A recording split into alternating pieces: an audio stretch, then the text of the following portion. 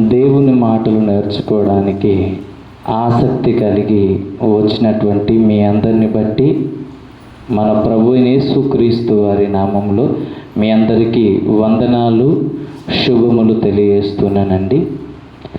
వాక్యాన్ని వినడానికైతే మీరందరూ వచ్చారు, చాలా మంచిది, చాలా సంతోషకరమైన విషయం కూడా. వచ్చిన మీరందరూ కూడా వాక్యాన్ని వినుట మట్టుకు మాత్రమే ఒకవేళ మీరు వింటే మిమ్మల్ని మీరు మోసపుచ్చుకున్నట్టు అని దేవుని వాక్యం మనల్ని అందరినీ హెచ్చరిస్తుంది. కాబట్టి మనం అందరము కూడా వినుట మట్టుకే వినేవారిగా ఉండొద్దు అని దేవుడు కోరుకుంటున్నాడు. ఏం చేయాలి? విన్న వాక్యాన్ని గ్రహించేవారిగా ఉండాలి, కానీ వినుట మట్టుకు విని మనల్ని మనము మోసపుచ్చుకోవద్దు అని దేవుడు మనకు తెలియజేస్తున్నాడు. ఎందుకంటే బైబిల్లో ఒక మాట వ్రాయబడింది, మీరేం వినుచున్నారో జాగ్రత్తగా చూచుకొనుడి అన్న మాట బైబిల్లో రాయబడింది. మనం ఏం వింటున్నామో ఏం చేయాలంట? జాగ్రత్తగా చూసుకోవాలి అని దేవుడు మనకు చెబుతున్నాడంటే, ఇక్కడ జాగ్రత్తగా ఉండండి అని అంటే అక్కడ ఏదో ప్రమాదము ఉంది అని అర్థం. దేవుడు కూడా మీరు వినే మాటలను జాగ్రత్తగా విని చూసుకోవాలి అని చెబుతున్నాడంటే ఇక్కడ కూడా జాగ్రత్త పాటించకపోతే ప్రమాదము ఉంది అని దేవుడు మనల్ని హెచ్చరిస్తున్నాడు. ఒకనాడు బెరయ సంఘస్థులు సాక్షాత్తు పౌలు గారు శీలయు చెప్పిన మాటలు అలా ఉన్నాయా లేవా అని బైబిల్ను పరిశోధించారంట, లేఖనములను పరిశీలించారంట. మనము అలాంటి వారిగా ఉంటున్నామా? లేఖనాలను పరిశోధించాలి. ఎందుకు పరిశోధించాలి? లేఖనముల యందు నిత్య జీవము ఉంది కనుక మీరేం చేయాలి? పరిశీలన చేయాలి, పరిశోధించాలి. మీరు వినే వాక్యము అలా ఉందా లేదా అని మిమ్మల్ని మీరు ఏం చేసుకోవాలి? వాక్యము ద్వారా పరిశీలించుకోవాలి, పరిశోధించుకోవాలని కూడా దేవుని వాక్యం మనల్ని హెచ్చరిస్తుంది. దేవుని వాక్యములో ఒక మాట వ్రాయబడింది. అదేంటిదంటే, ఒకసారి తీస్తే బాగుంటుంది. ఫిలిప్పీలకు రాసినటువంటి పత్రిక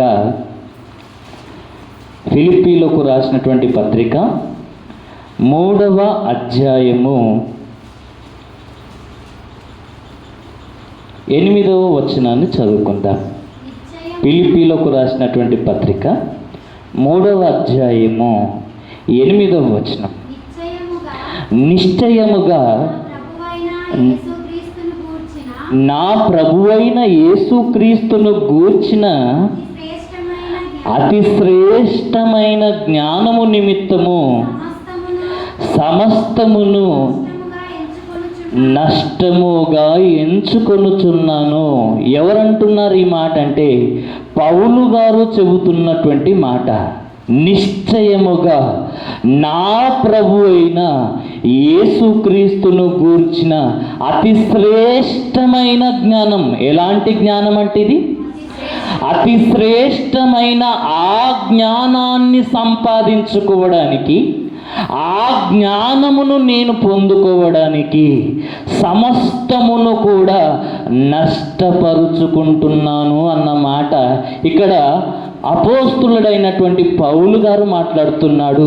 ఆ అతి శ్రేష్టమైన జ్ఞానాన్ని పొందుకోవాలి, దాని కొరకు నాకున్నదంతా కూడా నష్టపరుచుకోవడానికి కూడా నేను సిద్ధముగా ఉన్నాను అన్న మాట అక్కడ పౌలు గారు మాట్లాడుతున్నట్టుగా మనకు కనబడుతుంది.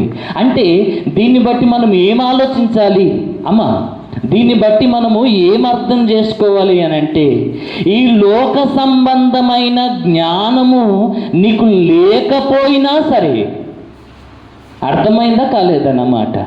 ఈ లోక సంబంధమైన జ్ఞానము నీకు లేకపోయినా సరే, కానీ ఏ జ్ఞానం కావాలంటే నీకు యేసుక్రీస్తును గురించినటువంటి అతి శ్రేష్టమైన ఆ జ్ఞానము నీకు కావాలి. దానిని సంపాదించుకోవాలి. ఈ లోక సంబంధమైన జ్ఞానము నీకు లేకపోయినా సరే అంటున్నాడు దేవుడు, కానీ ఆ పరలోక సంబంధమైన జ్ఞానము, దేవుని జ్ఞానము మనందరికీ కావాలి అని దేవుడు చెప్తున్నాడండి. ఈ లోక సంబంధమైన జ్ఞానం లేకపోతే అందరూ ఏమంటారు? ఈ జ్ఞానం కూడా లేకపోతే ఈ లోకములో నువ్వు ఎట్లా బ్రతుకుతావురా అనేసి అంటుంటారు. అర్థమైందా? కానీ దేవుడు ఏమంటున్నాడు తెలుసా? ఈ లోక సంబంధమైన జ్ఞానం నీకు లేకపోయినా పర్వాలేదు, కానీ దైవ జ్ఞానం అనేది నీకు కావాలి. అది నువ్వు పొందుకోవాలి. దానిని నీవు సంపాదించుకోవాలి. దానిని పొందుకోవడానికి, దానిని సంపాదించుకోవడానికి పౌలు గారు ఏం చేస్తున్నాడు? సమస్తమును కూడా నష్టపరుచుకుంటున్నాడు. సమస్తాన్ని నష్టపరుచుకుంటున్నాడు. మనం ఏం చేస్తున్నాం చెప్పండి? ఆ అతి శ్రేష్టమైన దైవ జ్ఞానాన్ని పొందుకోవడానికి మనము ఏం చేస్తున్నామో ఆలోచించండి. ఒకనాడు యేసుక్రీస్తు ప్రభుల వారు బోధించినప్పుడు ఏం జరిగిందో తెలుసా? ఆయన మాటలు విన్న ప్రతి ఒక్కరు కూడా ఆశ్చర్యపోతున్నారంట. సాధారణమైన ప్రజలు దేవుని మాటలు విని ఆశ్చర్యపడుతూ విభ్రాంతి నొందినట్టుగా మనకు బైబిల్లో కనబడుతుంది. బోధకులు సైతం యేసుక్రీస్తు ప్రభుల వారి యొక్క ఆ జ్ఞానపు మాటలను విని బోధకులు సైతము ఆశ్చర్యపడి, ఈయన వడ్లవాని కుమారుడు కాడా? ఈయన సహోదరులు, ఈయన సహోదరీమణులు మన మధ్య లేరా? అసలు మనం చూస్తున్న ఈ మనిషి కాడా అన్న ఆలోచనలోకి వెళ్ళిపోయారంటే ఆలోచించండి. ఆయన కనపరిచిన జ్ఞానము ఎలాంటిదో, ఎంత గొప్పదో. ఆయనను పోలిన బోధకుడు ఎవ్వరూ లేరన్నమాట బైబిల్లో రాయబడింది. అందుకొరకే ఆయన వాక్యాన్ని బోధించినప్పుడు విన్నవారు ఎన్ని రోజులు విన్నారో తెలుసా? 3 రోజులు నిద్రను, ఆహారాన్ని అన్నిటినీ మానివేసి 3 రోజులు వాక్యాన్ని నాన్ స్టాప్గా వినడం అనేది సాధ్యమా? ఎవరైనా వినిపించగలరా? ఇంత సామర్థ్యము, ఇంత సత్తా ఉన్నవారు, అంత జ్ఞానపు మాటలు నిద్ర రాకుండా బోధించేవాళ్ళు. ఆహారము ధూప అంటే ఆకలిని మర్చిపోయేటట్లు బోధించడము, దప్పికను కూడా మర్చిపోయే బోధ ఒకనాడు యేసుక్రీస్తు ప్రభుల వారు చేశారండి. నిజంగాండి, 3 రోజులు ఎలా వినగలిగారో ఇప్పుడు ఒకసారి మీరు ఆలోచిస్తే మత్తిపోతుందండి. మనం ఉన్నాం అనుకోండి, సాయంత్రం దాకా మీరు నీళ్లు తాగకుండా, భోజనం చేయకుండా ఒకవేళ వాక్యం విన్నారనుకోండి, మన ఆసక్తి ఏమైపోతుందో చెప్పండి? మొత్తం తగ్గిపోయి మనము వినలేని స్థితికి వస్తాం. కానీ వారు చూడండి, 3 రోజులు వాక్యాన్ని విన్నారంటే వాళ్ళ ఆసక్తి ఎంత గొప్పది. వాళ్ళ ఆసక్తి ఎదుట ఈనాడు మనము కలిగి ఉన్నటువంటి ఆసక్తి ఎలాంటిదో ఒక్కసారి ఆలోచించండి. 3 రోజులు విన్నారంటండి వాక్యం. యేసుప్రభు కనికరించి వీళ్ళు ఏమీ తినలేదని అప్పుడు ఏం చేశాడు? 5 రొట్టెలు 2 చిన్న చేపలను 5,000 మందికి, స్త్రీలుగాక పిల్లలుగాక ఓన్లీ పురుషుల సంఖ్యనే 5,000 మంది కనికరించి అప్పుడు భోజనం పెట్టాడండి. ఎందుకు చెప్పాను ఈ మాటలు? ఎందుకు చెప్పానంటే వాళ్ళు దేవుని మాటలు వినడానికి వాళ్ళు కనపరిచినటువంటి ఆసక్తి ఎదుట ఈనాడు వాక్యము నేర్చుకోవాలన్న ఆసక్తి మనకు ఎంతుందో పరీక్షించుకోవడానికి అన్ని మాటలు జ్ఞాపకం చేశాను. ఎందుకంటే వాక్యము మీరు ఎంత నేర్చుకుంటే దేవునికి మీరు అంత దగ్గర అయిపోతారు. అర్థమైందా? ఏందంట? వాక్యాన్ని మనము ఎంత నేర్చుకుంటే దేవునికి మనం అంత దగ్గర అయిపోతామంట. ఇది ఎవరికి నచ్చదు? సాతానుకు నచ్చదు. కాబట్టి మనల్ని వాక్యము ఎక్కువగా విననీయదు. వాక్యం మనము ఎక్కువగా విననీయకుండా మన మనసును ఎక్కడెక్కడనో తిప్పుతుంటుందండి. దయచేసి మీ మనసు ఎడమకైనను కుడికైనను తొలగనీయకుండా దేవుని వాక్యాన్ని ఒకనాడు అత్యాసక్తితో అంగీకరించిన బెరయ సంఘస్థుల వలె మనం ఉండగలిగితే దేవుడు తన మహాజ్ఞానానికి మనల్ని వారసులుగా చేస్తాడండి. కాబట్టి వాక్యాన్ని వినడానికి మనం ఏం చేయాలి? ఇప్పుడు తెలుసుకోబోయే విషయాలు చిన్నవి కాదు, కానీ నేను ABCDల నుండి నేర్పిస్తాను. 100% చెప్తున్నాను. ఇప్పుడు మనం తెలుసుకోబోయే విషయం బైబిల్లో ABCDలు నేర్చుకున్నట్టు.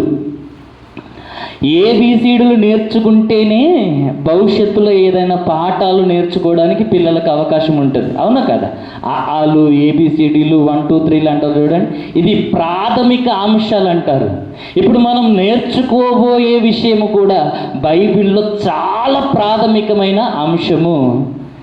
ABCDలతో సమానం ఈరోజు నేర్చుకోబోయే విషయం. కాబట్టి వినడానికి మనం ఏం చేయాలి? ఇప్పుడు మన మనసును సిద్ధపరుచుకోవాలి. దేవుడు అంటున్నాడు, వారు వినుటకు తమ మనసును సిద్ధపరుచుకొనలేరు గనుక నా మాటలు విననొల్లరైరి అన్న మాట దేవుడు చెప్తున్నాడంటే. కాబట్టి మన మనసును సిద్ధపరుచుకుందాం. దేవుడు అన్నాడు, వాక్యం వినడానికి నీ మనసు ఇంకెలా ఉండాలంటున్నాడంటే దేవుడు మంచి నేలను విత్తబడిన వారిని గురించి దేవుడు చెప్తూ వాళ్ళ యొక్క హృదయం ఎలా ఉంటుందంట? వారు వాక్యాన్ని విని అంగీకరించి ఓపికతో ఫలించువారిగా ఉంటారంట. అంటే వాక్యం వినాలంటే ఆసక్తి ఉండాలి, ఓపిక కూడా ఉండాలి. అవునా కదా? ఏమేమి ఉండాలి? ఆసక్తి కలిగి ఉండాలి, ఓపిక కలిగి ఉండాలి. ఎందుకంటే దేవుని చిత్తాన్ని తెలుసుకోవాలంటే నీకేం కావాలి? ఇప్పుడు ఆసక్తి కావాలి, ఓపిక కావాలి. ఈ ఓపిక నీకు ఉంటే, ఈ ఓర్మి నీకు ఉంటే దేవుని చిత్తాన్ని నువ్వు ఈ భూమి మీద జరిగించగలుగుతావు. అర్థమైందా? మీరు దేవుని చిత్తము నెరవేర్చాలంటే మీకేం అవసరమై ఉందని దేవుడు చెప్తున్నాడంటే ఓరిమి, ఓపిక మీకు అవసరమై ఉంది. ఆ ఓపిక మీలో ఉంటేనే మీరు ఓపికతో ఫలించగలుగుతారు. ఓపికతో దేవుని మాటలు అంగీకరించి దేవుని చిత్తాన్ని ఈ భూమి మీద నెరవేర్చగలుగుతారు. ఒకటే మాట చెప్తున్నాను, ఈ లోక సంబంధమైన జ్ఞానం మనకు లేకపోయినా దైవ జ్ఞానం మనకు కావాలి. ఆ జ్ఞానం మనల్ని రక్షిస్తుంది. ఎందుకంటే ఒకనాడు శిష్యులు ఎలాంటి వారో తెలుసా? విద్య లేని పామరులు, అంటే లోక సంబంధమైన జ్ఞానం లేని వారు. కానీ దేవునికి విధేయత చూపించినప్పుడు దేవుడు వారిని ఎలా చేశాడంట? ఈ భూలోకమునే తలక్రిందులు చేసేంత జ్ఞానవంతులుగా దేవుడు మార్చాడు. చిన్న మాట నాది. అసలు జ్ఞానమే లేని వారిని ఈ భూలోకమునే తలక్రిందులు చేసేంత జ్ఞానం, ఇంత గొప్ప జ్ఞానవంతులుగా దేవుడు వారిని చేశాడు. కారణం ఏంటంటే దేవునికి లోబడ్డారు. కాబట్టి దేవుని సన్నిధిలో ఉన్న మనం మన మనసును ఎక్కడికి తొలగించకుండా దేవుని వైపే చూస్తే, దేవుడు నీతో మాట్లాడితే ఆ ప్రభావం ఎలా ఉంటుందో ఈ దినం మనకు అర్థమవుతుంది. సందర్భంలోనికి వద్దాము. మనము తెలుసుకుంటున్నటువంటి అంశం ఏంటిదంటే రక్షణను గురించినటువంటి సంపూర్ణమైన వివరణ. రక్షణను గురించినటువంటి సంపూర్ణమైన వివరణలో మనం ఒక పాఠ్యాంశాన్ని ప్రకటించాము. కడవరి కాలములో బయలుపరచబడు రక్షణ అంటే ఏమిటో మనము పాఠ్యాంశంగా మనము ప్రకటించాము. అయితే ఆ సందర్భము దగ్గరికి రావడానికి, ఆ డోర్ ఓపెన్ కావడానికి, కడవరి కాలములో బయలుపరచబడబోవు రక్షణ ఏంటిదో మనం తెలుసుకోవడానికి ఇప్పుడు మనం కొంత దూరం ప్రయాణించాలి. అప్పుడు అక్కడ డోర్లు అనేవి ఓపెన్ అవుతాయి. ఇప్పుడు దాని బేసిక్స్ దగ్గర నుండి మనం ఆలోచిద్దాం. సందర్భంలోనికి వచ్చాము, ఇప్పుడు మనం ఆలోచిద్దాము. అందరూ కూడా జాగ్రత్తగా వినాలి. రక్షణను గురించి దేవుని యొక్క ఉద్దేశం ఏంటిది, దేవుని యొక్క సంకల్పం ఏంటిది, ఆయన యొక్క ప్రణాళిక ఏంటిది, రక్షణను గురించి దేవుని యొక్క ప్రణాళిక ఏంటిదో ఈ దినం మనము ఆలోచిద్దాము. బైబిల్లో వ్రాయబడింది. తిమోతికి రాసినటువంటి మొదటి పత్రిక 2వ అధ్యాయము. తిమోతికి రాసినటువంటి మొదటి పత్రిక 2వ అధ్యాయము.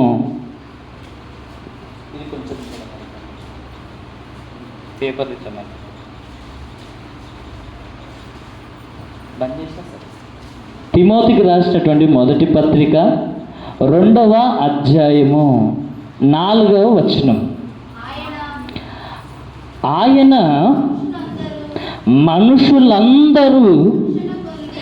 మనుషులందరూ రక్షణ పొంది సత్యమును గూర్చిన అనుభవ జ్ఞానము గలవారై ఉండవలనని ఇచ్చయించుచున్నాడు. అమ్మా, రక్షణ విషయములో దేవుని యొక్క కోరిక ఏంటిదో ఇప్పుడు మనము తెలుసుకుంటున్నాము. ఆ రక్షణ విషయములో దేవుని యొక్క అనాది సంకల్పము, ఆయన ఉద్దేశం ఏంటిదంటే మనుషులందరూ రక్షణ పొంది. ఎంతమంది రక్షణ పొందాలని దేవుడు కోరుకుంటున్నాడు? ఈ భూమి మీద ఉన్న మనుషులందరూ కొందరా? ఈ భూమి మీద ఉన్న అందరూ రక్షణ పొందాలి అని దేవుని యొక్క కోరిక, ఆయన యొక్క ఇచ్చ, ఆయన యొక్క ఉద్దేశము, ఆయన యొక్క సంకల్పం ఇదే. మనుషులందరూ రక్షణ పొందాలి, సత్యమును గూర్చిన అనుభవ జ్ఞానము గలవారై ఉండాలి అని దేవుడు కోరుకుంటున్నాడు. అదే ప్రకారంగా పేతురు రాసినటువంటి మొదటి పత్రిక, పేతురు గారు రాసినటువంటి 2వ పత్రిక 3వ అధ్యాయము. పేతురు గారు రాసినటువంటి 2వ పత్రిక 3వ అధ్యాయము 9వ వచనం. కొందరు ఆలస్యమని ఎంచుకొనున్నట్లు ప్రభువు తన వాగ్దానమును గూర్చి ఆలస్యము చేయువాడు కాడు, గాని ఎవడును నశింపవలనని ఇచ్చయింపక అందరూ మారు మనసు పొందవలనని కోరుచు మీ ఎడల దీర్ఘశాంతము గలవాడై ఉన్నాడు. ఇక్కడ దేవుడు చెబుతున్నాడు చూడండి, అందరూ మారు మనసు పొందాలని దేవుని యొక్క కోరిక, అందరూ రక్షణ పొందాలని దేవుని యొక్క కోరిక, అందరూ మారు మనసు పొందాలని దేవుడు అందరి ఎడల దీర్ఘశాంతం కలిగి ఉన్నాడా? కొందరి ఎడల దీర్ఘశాంతం కలిగి ఉన్నాడా? అందరి ఎడల దేవుడు దీర్ఘశాంతము కలిగి ఉన్నాడు. కనుక ఇప్పుడు ఏమని ఆజ్ఞాపిస్తున్నాడంటే, అపోస్తుల కార్యంలో మనందరికీ తెలుసు కదా, 17:30-31 ప్రకారము అందరూ అంతటా మారు మనసు పొందవలనని ఆయన అందరికీ ఆజ్ఞాపించుతున్నాడు. ఇప్పుడు మారు మనసు పొందాలనేది ఆజ్ఞగా బయలుదేరింది. మారు మనసు పొందాలనేది ఏంటిదంటే ఇప్పుడు ఆజ్ఞ. దేవుని యొక్క ఉద్దేశము అందరూ రక్షణ పొందాలి, సత్యాన్ని గురించినటువంటి అనుభవ జ్ఞానం పొందాలి. అందుకొరకే దేవుడు అందరూ మారు మనసు పొందాలని అందరి ఎడలో ఏం చేస్తున్నాడంటే ఆయన దీర్ఘశాంతము కలిగి ఉన్నాడు.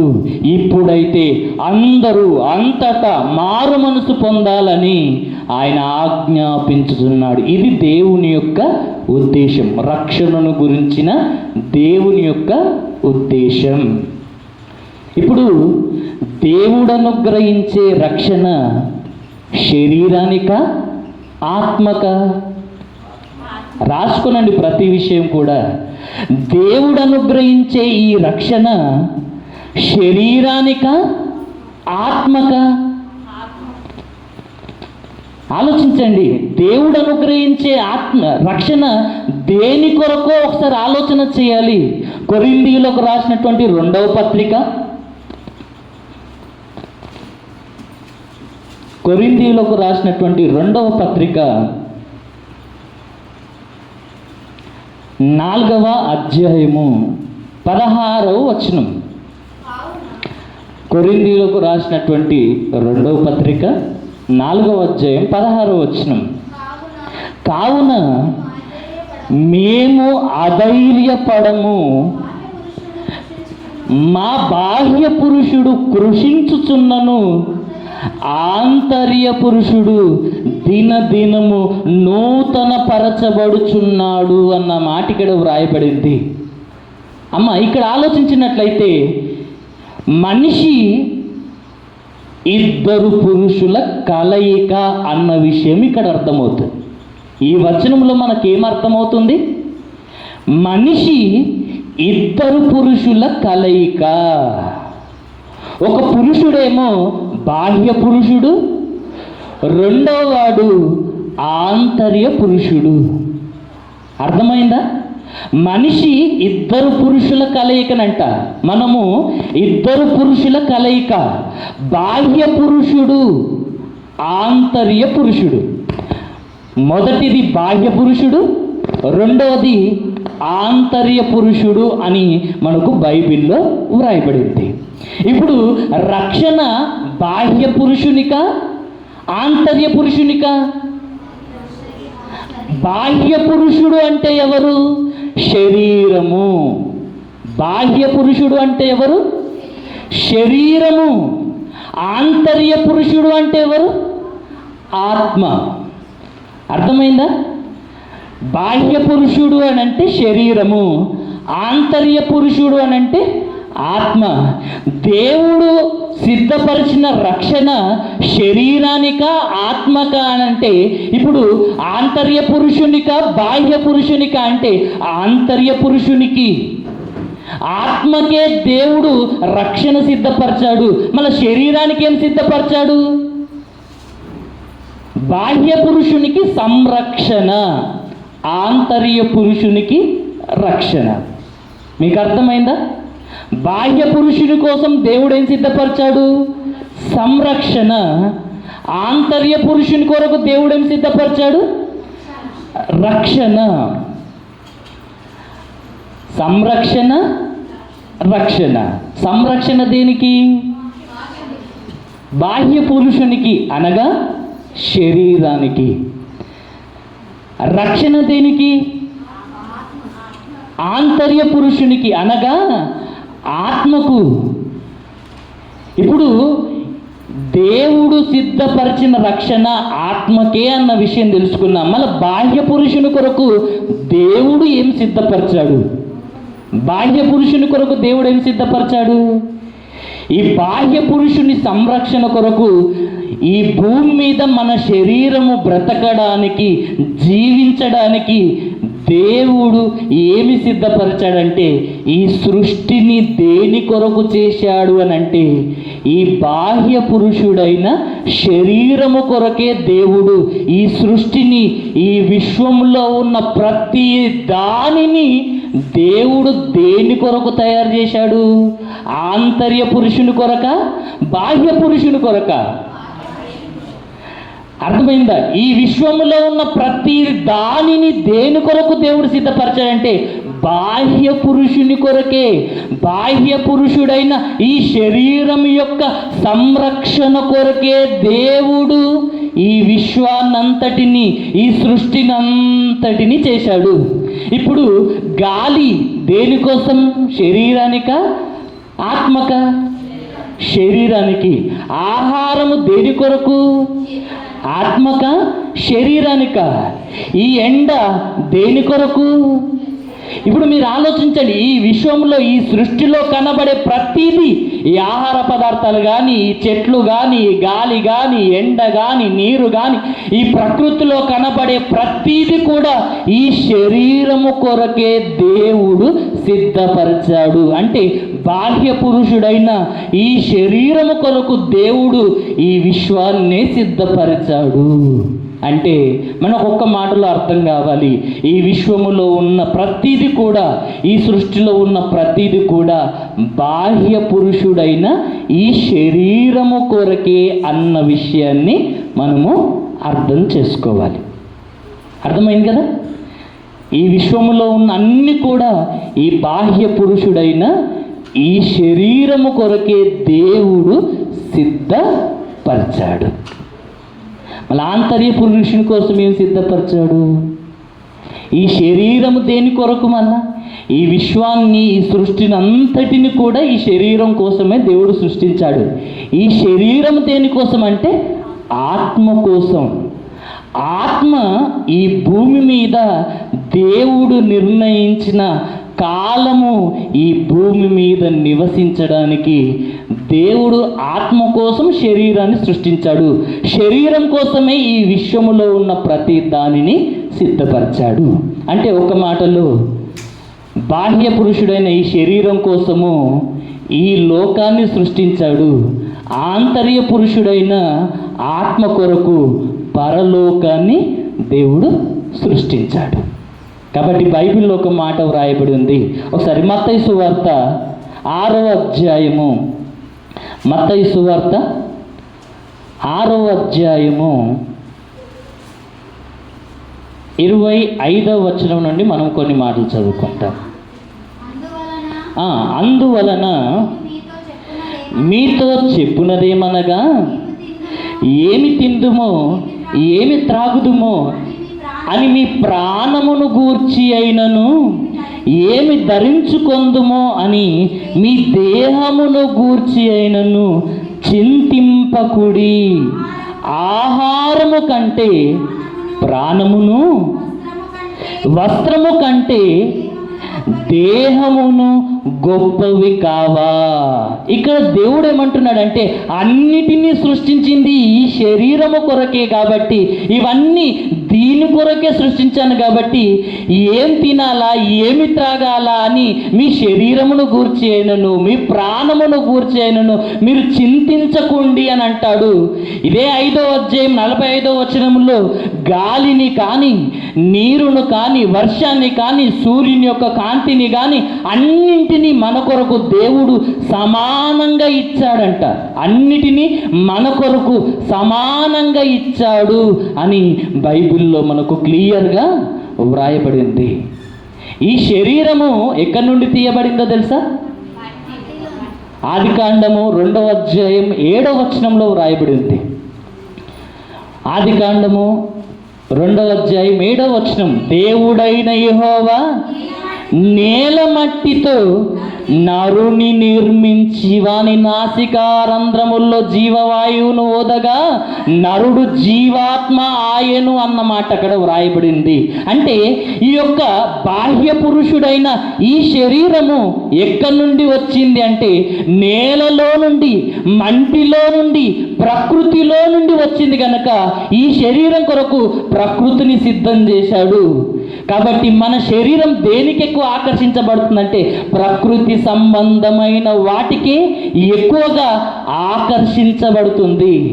ఈ ప్రకృతి సంబంధమైన, ఈ శరీర సంబంధమైన వాటి మీదనే మనిషికి ఎక్కువ మమకారం ఉంటుంది కనుక ప్రకృతి సంబంధమైన వాటినే ఎక్కువ ప్రేమిస్తాడు కానీ ఆత్మ సంబంధమైన వాటిని ఎక్కువ ప్రేమించాడు. కారణం ఏంటిదంటే మీరు ఆలోచించాలి. ఇక్కడ అర్థమవుతుందా అమ్మా?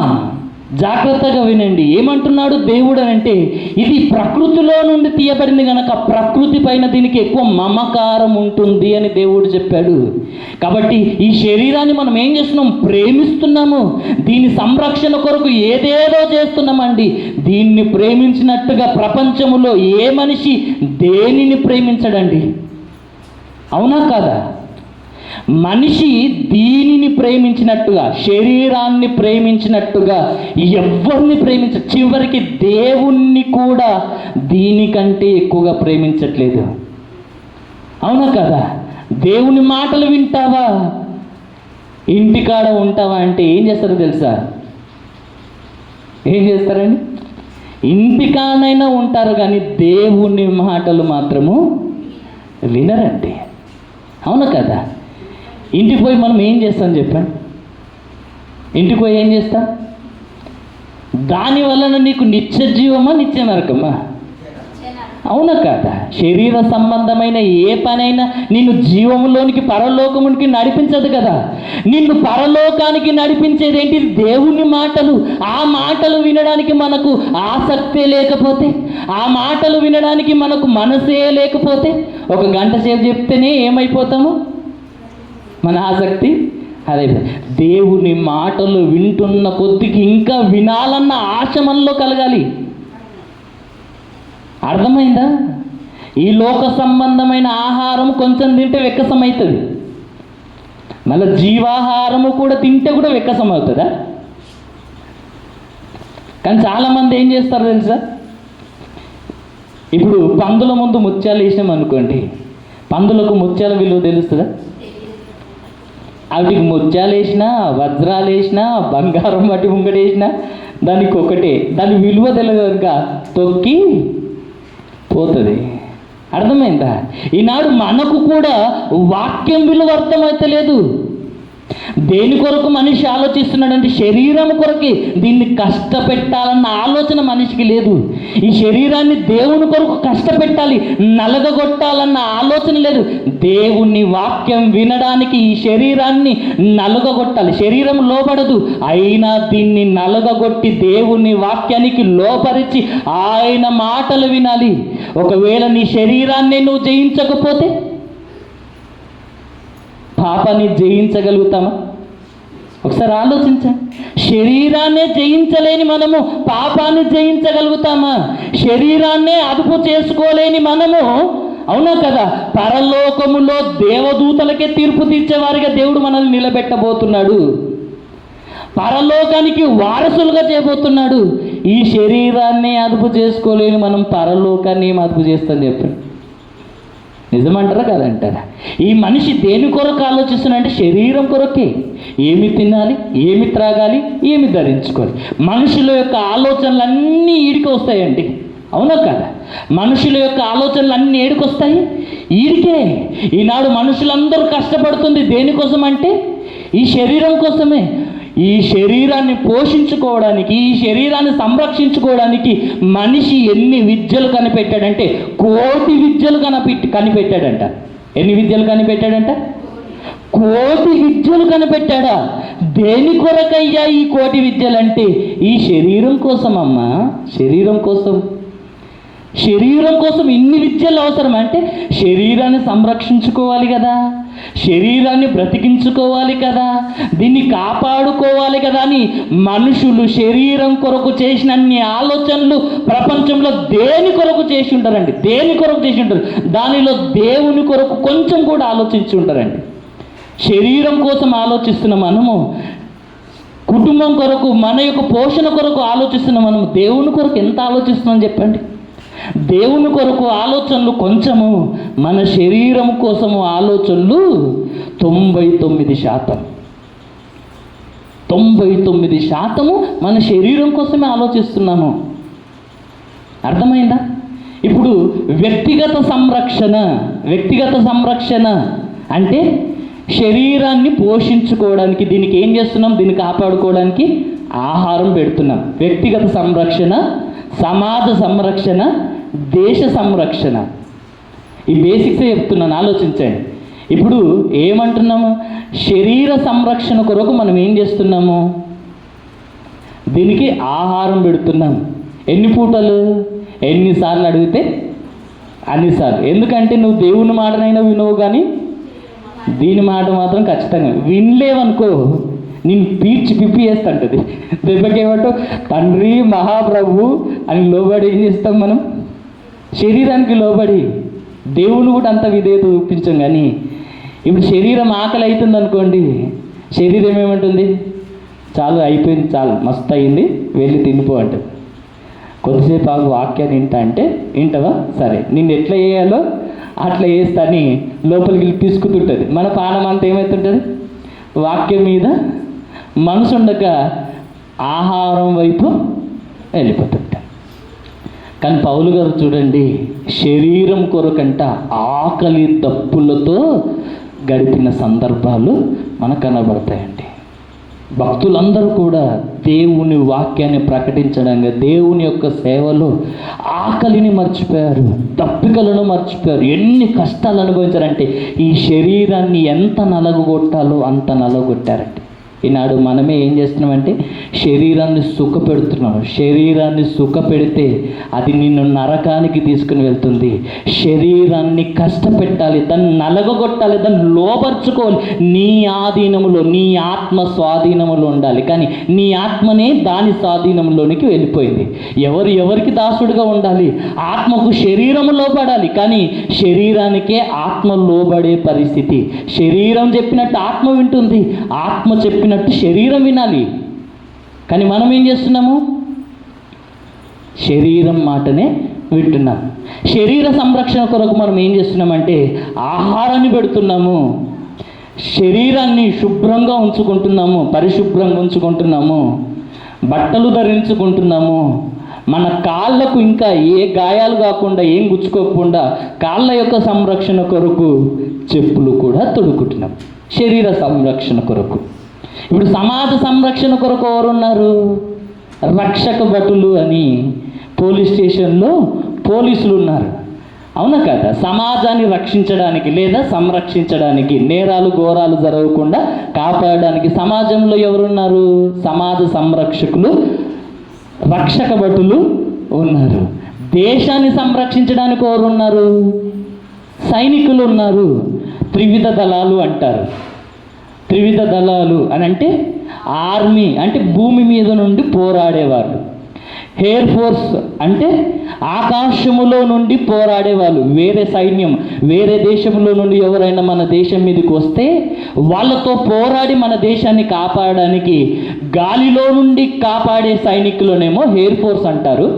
భూమి మీద నుండి యుద్ధం చేసేవారినేమో ఆర్మీ అంటే సైనికులు అని అంటారు.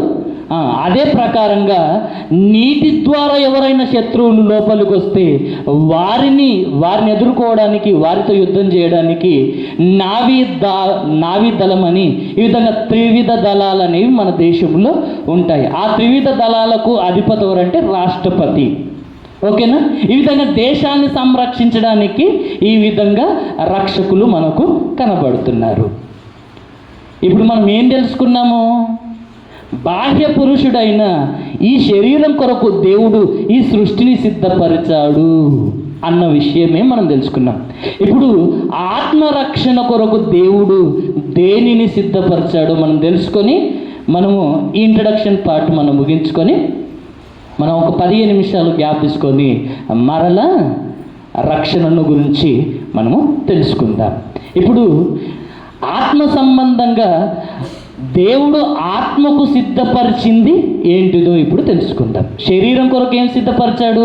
ఈ సృష్టిని సిద్ధపరిచాడు.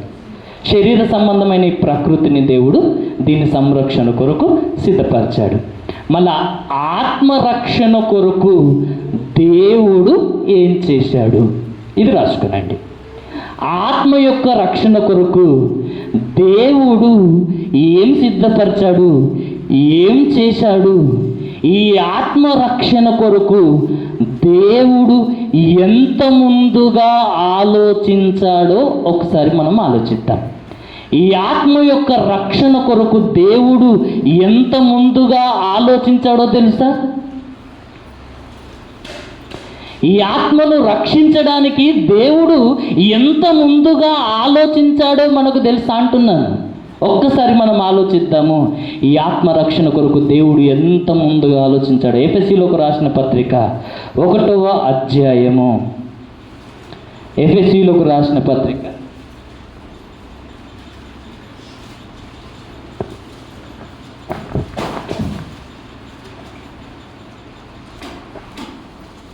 ఎఫెసీలోకి రాసిన పత్రిక 1వ అధ్యాయము 4 నుండి 6 వచనాలు. ఎఫెసీలోకి రాసిన పత్రిక 1వ అధ్యాయం 1 నుండి 6 వచనాలు. ఎట్లనగా తన ప్రియుని యందు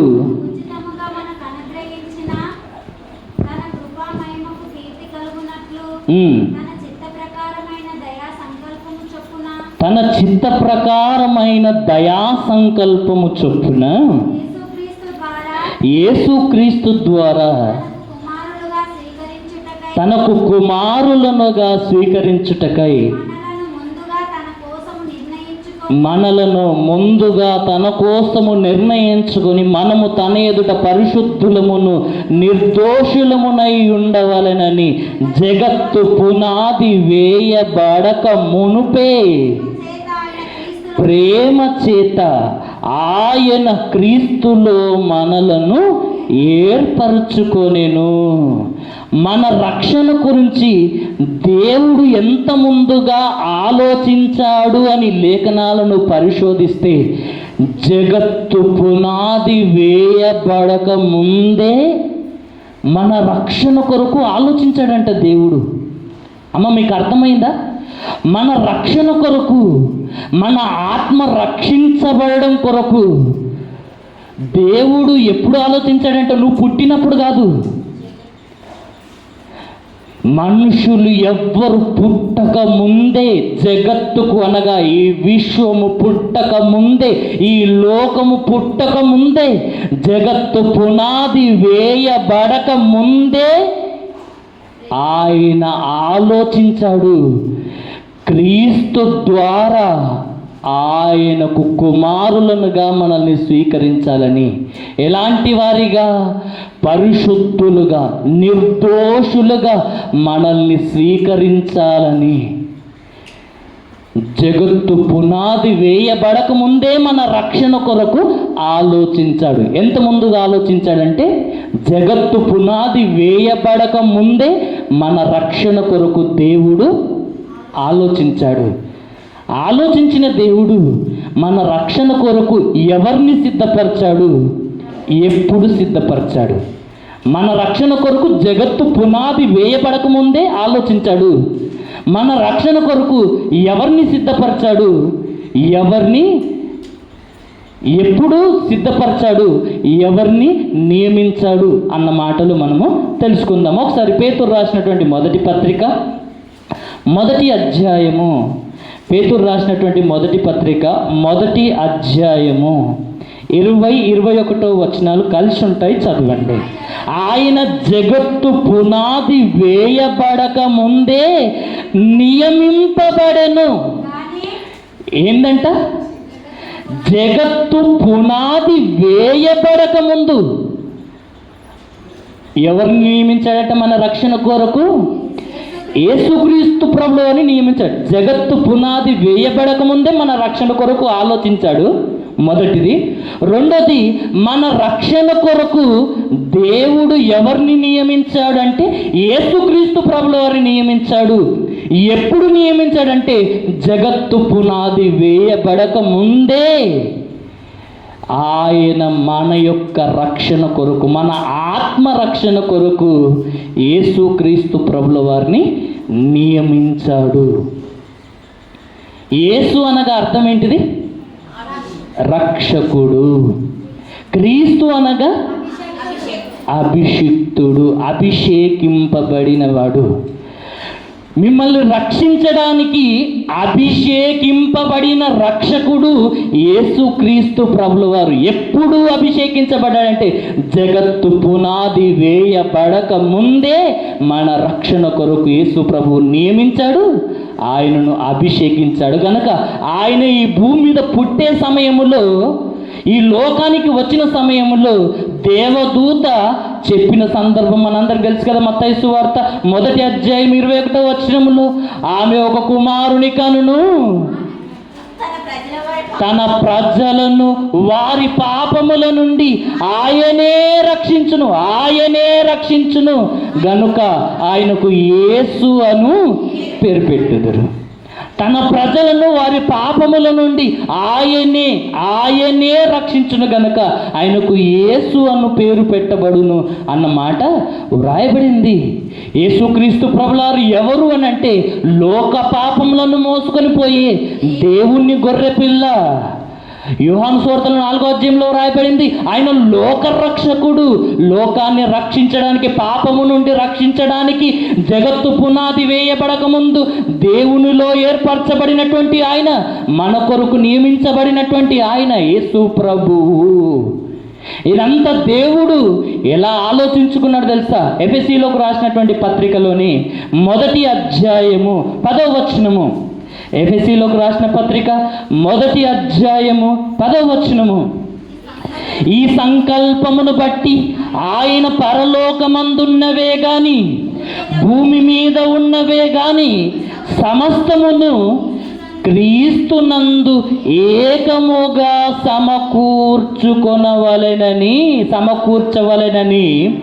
తనలో తాను నిర్ణయించుకొనెను. ఆయన తన సంకల్పమును బట్టి పరలోకములో ఉన్నవి కానీ భూమి మీద ఉన్నవి కానీ. అంటే మీకేమర్థమైంది? పరలోకములో ఉన్న దేవదూతలైనా ఈ భూమి మీద ఉన్న మనుషులు కానీ అందరినీ దేవుడు యేసుక్రీస్తు ద్వారా సమకూర్చుకొని స్వీకరించాలి అని తనలో తాను ముందే నిర్ణయించుకున్నాడంట. ఎప్పుడు నిర్ణయించుకున్నాడంట? తనలో తాను ముందే నిర్ణయించుకున్నాడు అన్నమాట మనకి ఇక్కడ కనబడుతుంది. అదే ప్రకారంగా కొలస్సీలకు రాసిన పత్రిక 1వ అధ్యాయము 19-20 వచనాలు. ఆయన యందు సర్వ సంపూర్ణత నివసింపవలనని ఆయన శిలువ రక్తము చేత సంధి చేసి ఆయన ద్వారా సమస్తమును, అవి భూలోకమందున్నవైనను పరలోకమందున్నవైనను వాటన్నింటినీ ఆయన ద్వారా తనతో సమాధానపరుచుకోవాలని తండ్రి అభీష్టమాయెను. ఆయన ద్వారానే సమాధానపరచుకోవాలి, ఆయన ద్వారానే స్వీకరించాలని ముందుగా తనలో నిర్ణయించుకున్నాడని వ్రాయబడింది. ఇక్కడ ఆయన ద్వారానే సమాధానపరచుకోవాలని తండ్రి యొక్క అభీష్టము, ఆయన కోరిక, ఆయన ఉద్దేశము అని ఇక్కడ వ్రాయబడింది. దేవుడు యేసుక్రీస్తు ద్వారానే ఈ భూమి మీద ఉన్న మనుషులందరూ కూడా జీవించాలని ఆయన నియమించాడంట. ఒకసారి యోహాను రాసినటువంటి 1వ పత్రిక 4వ అధ్యాయము 9వ వచనము. యోహాను గారు రాసినటువంటి 1వ పత్రిక 4వ అధ్యాయము 9వ వచనము. మనము ఆయన ద్వారా జీవించున్నట్లు దేవుడు తన అద్వితీయ కుమారుని లోకములోనికి పంపెను. దీని వలన దేవుడు మన యందుంచిన ప్రేమ ప్రత్యక్షపరచబడి, యేసుక్రీస్తు ప్రభుల వారు లోకములోనికి రావడం ద్వారా ఏం జరిగిందంట? దేవుని యొక్క ప్రేమ ప్రత్యక్షమైంది. యేసు ప్రభు రావడమే దేవుని ప్రేమ ప్రత్యక్షపరచబడినట్టు. దేవుని ప్రేమ లోకానికి దేవుడు కనపరిచినట్టు. ఎందుకంటే దేవుడు లోకమును ఎంతో ప్రేమించను, ఎంత ప్రేమించాడో చూపించడానికే యేసు ప్రభువును నా కొరకు, నా పాపముల కొరకు ఈ లోకానికి పంపించాడు. ఆయన ద్వారా నువ్వు నిత్యము జీవించాలని, ఆయన ద్వారా మనము నిత్యము జీవించాలని ఆయనను ఈ లోకానికి దేవుడు పంపాడు. ఇప్పుడు మనం తెలుసుకున్న విషయం ఏంటో తెలుసా? ఆత్మరక్షణ కొరకు దేవుడు ఏం చేశాడు అన్నదే తెలుసుకున్నాం. ఏం చేశాడు? యేసుక్రీస్తు జగత్తు పునాది వేయబడక ముందే మన కోసం, మన రక్షణ కొరకు ఆలోచించాడు. యేసు ప్రభువుని నియమించాడు. ఇంతే. మన రక్షణ కొరకు ఏం చేశాడు? జగత్తు పునాది వేయబడక ముందే ఆలోచించాడు. యేసు ప్రభువుని మన కోసము నియమించాడు. ఇది దేవుడు మన ఆత్మరక్షణ కోసం ఏం చేశాడో వ్రాయబడింది. మళ్ళా యేసు ప్రభువును దేవుడు ఏం చేశాడు? మన రక్షణ కొరకు ఈ భూమికి పంపించాడు కదా. ఈ భూమి మీదకి వచ్చినటువంటి యేసుక్రీస్తు ప్రభువారు మన రక్షణ కొరకు ఏం చేశాడు? అసలు దేవుడు యేసుక్రీస్తు ప్రభువారిని భూమి మీదకి ఎందుకు పంపించాడు? నీ శరీర అవసరతలు తీర్చి నీకు సుఖభోగాలు ఇవ్వడం కోసం యేసు ప్రభువును పంపించాడా? నీ ఆత్మను రక్షించడానికి పంపించాడా? యేసుక్రీస్తు ప్రభువారిని దేవుడు ఎందుకు పంపించాడు? నీ శరీర అవసరాలు తీర్చి నీకు సుఖభోగాలు ఇవ్వడానికి పంపించాడా? నీ ఆత్మను రక్షించడానికి దేవుడు యేసు ప్రభువుని ఈ లోకానికి పంపించాడా? యేసుక్రీస్తు ప్రభుల వారు మన రక్షణ కొరకు ఏం చేశాడు? యేసు ప్రభు దేవుడేమో ఆయన నియమించాడు మన రక్షణ కొరకు. యేసు ప్రభు ఏం చేశాడంటే మన యొక్క రక్షణ కొరకు, మనల్ని నరకము నుండి కాపాడడం కొరకు, ఆ పరలోకానికి మనల్ని నడిపించడం కొరకు యేసు ప్రభు తన సమస్తమైన వైభవాన్ని, తన మహిమను, తన ఆధిక్యతను, తన అధికారాన్ని, సమస్తాన్ని కూడా విడిచిపెట్టి ఈ భూమి మీదికి దాసుని స్వరూపము ధరించుకొని తన్ను తాను రిక్తునిగా చేసుకొని ఈ భూమి మీదకి వచ్చాడు. మన రక్షణ కొరకు యేసు ప్రభు తన్ను తాను దాసుని స్వరూపం ధరించుకొని రిక్తుకునిగా చేసుకొని అన్నిటిని విడిచిపెట్టి ఈ లోకానికి వచ్చి మన రక్షణ కొరకు ఏం సిద్ధపరిచాడో ఇప్పుడు కొన్ని మాటలు మనం తెలుసుకుందాం. ఎఫెసీలోకి రాసినటువంటి పత్రిక 2వ అధ్యాయము 4-6 వచనాలు చదువుకుందాం. ఎఫెసీలోకి రాసిన పత్రిక 2వ అధ్యాయము 4వ వచనం 5వ వచనం కలిసి ఉంటాయి, అంతవరకు చదువుకుంటాం. అయినను దేవుడు కరుణా సంపన్నుడై ఉండి మనము మన అపరాధముల చేత చచ్చిన వారమై ఉండినప్పుడు సహితము మన ఎడల చూపిన తన మహాప్రేమ చేత మనలను క్రీస్తుతో కూడా బ్రతికించెను, కృపచేత మీరు రక్షింపబడి ఉన్నారు అన్న మాట దేవుడు ఇక్కడ మనకు జ్ఞాపకం చేస్తున్నాడు. ఇక్కడ రాయబడినది ఏమని రాయబడింది? అక్కడ అయినను దేవుడు కరుణా సంపన్నుడై ఉండి, అంటే అయినను అని అంటే ఎప్పుడు అంటాం చెప్పండి? అయినను అని ఎప్పుడు అంటాము? వీడిన్ని చెడ్డ పనులు చేశాడు, అయినా వీడిని క్షమిస్తున్నాను అంటారు చూడండి. అలాంటి సందర్భాల్లో ఈ మాట రాస్తుంటారు. దేవుడు కూడా ఈ మాట ఇక్కడ రాస్తున్నాడంటే కారణం ఏంటిదో మనం ఆలోచించాలి. అయినను అని అంటున్నాడంటే అర్థం ఏంటిది? మనం ఒకప్పుడు ఎలా ఉన్నాము? ఒకప్పుడు మనం ఎలా ఉన్నామో తెలుసా?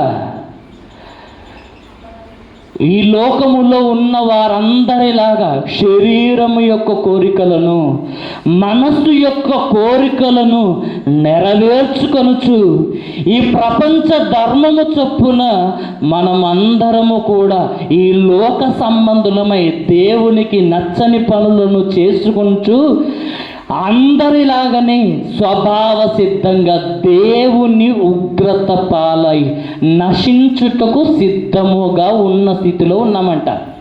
ఇంకా అంటున్నాడు, మన పాపముల చేతను అపరాధముల చేతను చచ్చిన స్థితిలో ఉండినప్పుడు, అంటే నువ్వు పూర్తిగా చచ్చిపోయావు, నశించిపోయావు, శిక్షకు పాత్రుడవైపోయావు.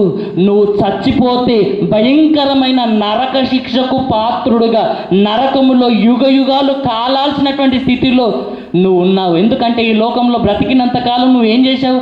శరీరం యొక్క కోరికలను, మనసు యొక్క కోరికలను నెరవేర్చుకుంటూ విచ్చలవిడిగా నీకు నచ్చినట్టుగా బ్రతుకుతున్న ఆ కాలంలో దేవుడు ఏం చేశాడంట? అలాంటి స్థితిలో ఉన్నటువంటి నిన్ను ఆయన ఏం చేశాడంట? తన మహాప్రేమ చేత మనల్ని క్రీస్తుతో కూడా బ్రతికించను. అయినను మన పాపముల చేత చచ్చిన స్థితిలో ఉండినప్పుడు సైతం ఆయన మన ఎడలో చూపించిన తన మహాప్రేమ ఎంత గొప్పదో ఇక్కడ దేవుని వాక్యాన్ని చదువుకుంటే మనకు అర్థమవుతుంది. రోమీయులకు రాసినటువంటి పత్రిక 8వ అధ్యాయము, రోమీయులకు రాసినటువంటి పత్రిక 8వ అధ్యాయము 3-4 వచనాలు చదువుకుందాం. శరీరమును అనుసరింపక ఆత్మను అనుసరించి నడుచుకును మన యందు ధర్మశాస్త్ర సంబంధమైన నీతి విధి నెరవేర్చబడవలెనని పాప పరిహారము నిమిత్తం, జాగ్రత్త అండర్లైన్ చేసుకో, పాప పరిహారము నిమిత్తము దేవుడు తన సొంత కుమారుణ్ణి పాప శరీరాకారముతో పంపి ఆయన శరీరమందు పాపమునకు శిక్ష విధించెను. పాపానికి శిక్ష ఎవరికి రావాలి? పాపం చేసింది ఎవరు? మనము. శిక్ష ఎవరికి రావాలి? మనకు రావాలి. ఇది న్యాయం. కానీ దేవుడు ఏం చేశాడంట? మనకు రావాల్సిన శిక్ష, మనము భరించవలసినటువంటి దేవుని ఉగ్రత, మనము చావాల్సింది, మనము నరకానికి వెళ్ళాల్సింది, మనల్ని రక్షించడానికి దేవుడు ఏం చేశాడంట? మన పాప క్షమాపణ కొరకు, మన పాప విమోచన కొరకు దేవుడు ఏం చేశాడంట? మన పాప పరిహారము నిమిత్తము తన సొంత కుమారుడైన యేసుక్రీస్తు ప్రభుల వారిని పాప శరీరాకారంతో పంపించాడంట. ఏం చేశాడంట? పాప శరీరాకారముతో ఈ భూమి మీదకి పంపించి మన యొక్క పాపాలకు ఆయన శరీరమందు శిక్ష విధించాడు. అదే సిలువలో ఆయన మన కొరకు చేసిన త్యాగం. మన పాపానికి రావాల్సిన శిక్షణ అంతటిని ఎవరు భరించారు? యేసు ప్రభువు భరించాడు. అంటే ఇప్పుడు నువ్వు బైబిల్లో రాయబడిన ప్రకారం మన పాపానికి రావాల్సిన శిక్ష అంతటిని తన మీద వేసుకొని ఆ శిక్షణ అంతటిని భరించి మనకు బదులుగా మరణించాడు. శిక్ష అంతటిని తీసివేశాడు. ఇప్పుడు నువ్వు చేయవలసింది ఏంటంటే ఆయనను విశ్వసించాలి అని దేవుని వాక్యం సెలవిస్తుంది. నిన్ను క్షమిస్తాడు. ఆయనను విశ్వసించాలి. ఆయన చేసిన త్యాగాన్ని మనము నమ్మాలని వాక్యం సెలవిస్తుంది. అదే ప్రకారంగా పేతురు రాసినటువంటి మొదటి పత్రిక అంతకుముందు పేతురు రాసినటువంటి మొదటి పత్రికని తీయండి. 3వ అధ్యాయము 18-19 వచనాలు చదువుకుంటాం. పేతురు రాసినటువంటి మొదటి పత్రిక 3వ అధ్యాయము 18-19 వచనాలు. కాదు పేతురు రాసినటువంటి మొదటి పత్రిక 3వ అధ్యాయం 18వ వచనం.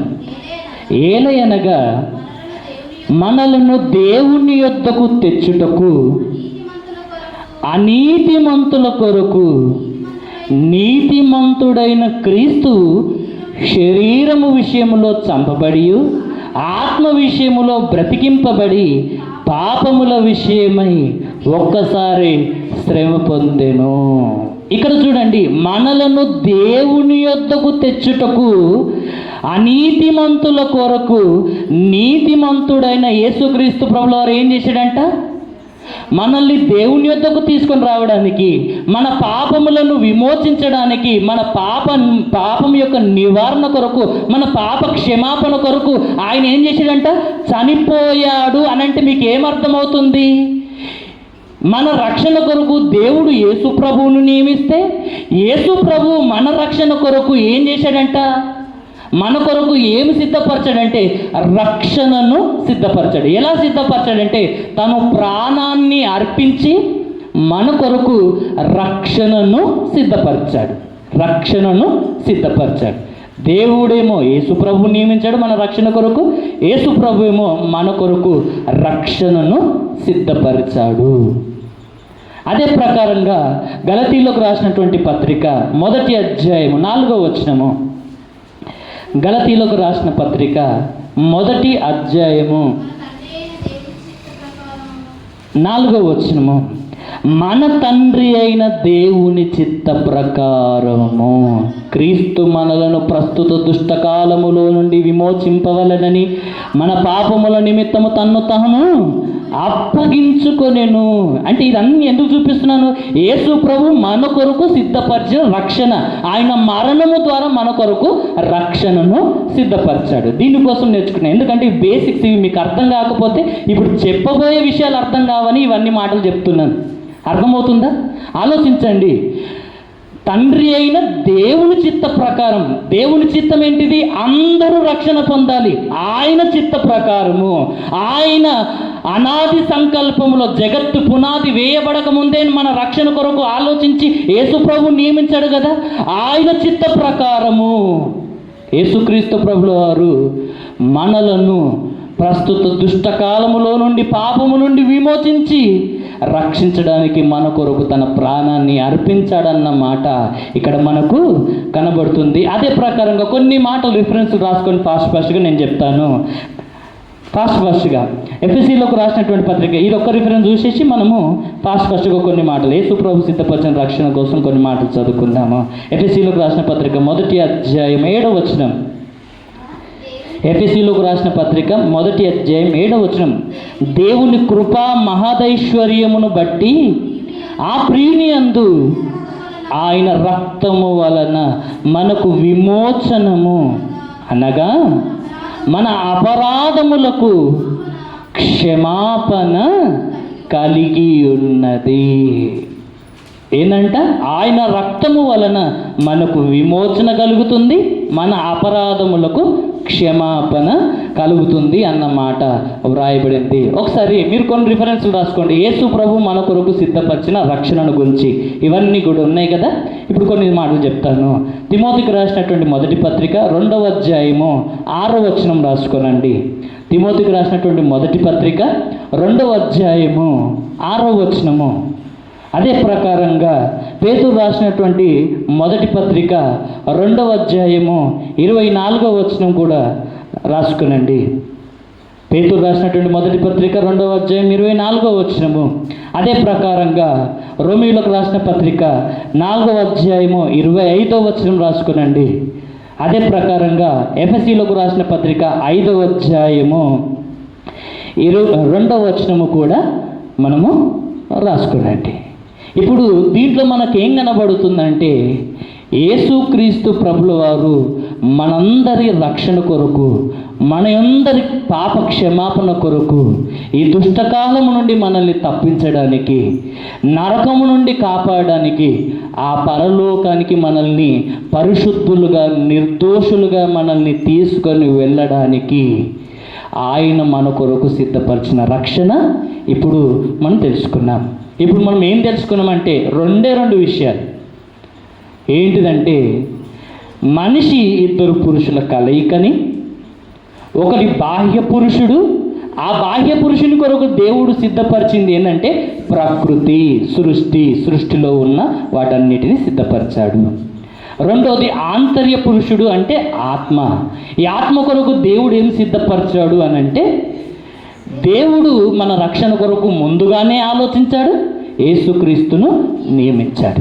యేసుక్రీస్తు మన రక్షణ కొరకు ఏం చేశాడంటే ఆయన తన ప్రాణాన్ని అర్పించి మన పాప క్షమాపణ కలుగచేసి మనకు రక్షణను సిద్ధపరిచాడు.